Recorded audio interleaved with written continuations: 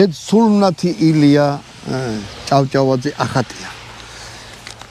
მოკლედ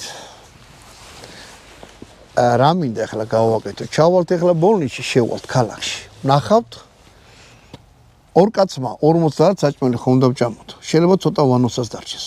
ხო შეიძლება? კი. ოდა. ნახოთ ქალაქ ბოლნისში 40 ლარად რისი წამო შეიძლება და როგორი ხარისხის. ფოე რაღაცებში არსებობს, სადაც ჩვეულებრივი ხალხი დადის ბოლნისელები იქ მივართ. აქ იშვიათად გამოივლის თუ. ბოლნისში იცნობ ვინმეს? პირველად ყავს. შეიძლება იყოს არა, მე ეჭვია. არც მე არავის არ ვიცნობ, მაგრამ არ უშავს. წავიდეთ ახლა ბატონო დავით, ხო და? ნახე ლომებია და ნახე რა მაგარეწე, მე ბოლნისის ლომებს ვითვლიდიო. ვთლიდიო. ვთვლიდიო, მე ბოლნის ლომებს ვთვლიდიო. ამაშუკელის სიტყვებია.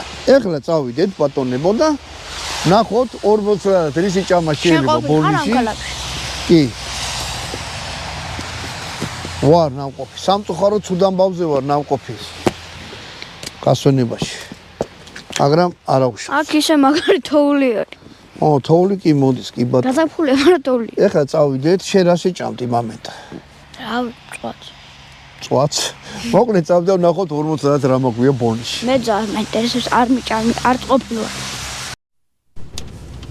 ესია ბოლნისში შესასვლელი სასტუმრო კავკასიონი აწერია. ლამაზად არის გაკეთებული ყოჩახ მუნიციპალიტეტს. გარშემო რაღაცა ნაძვებია, გამწვანებაა და შუაში კუნძულია. ეხლა ჩვენი ამოცანა უკვე ფაქტიურად ქალაქში შევედით რა.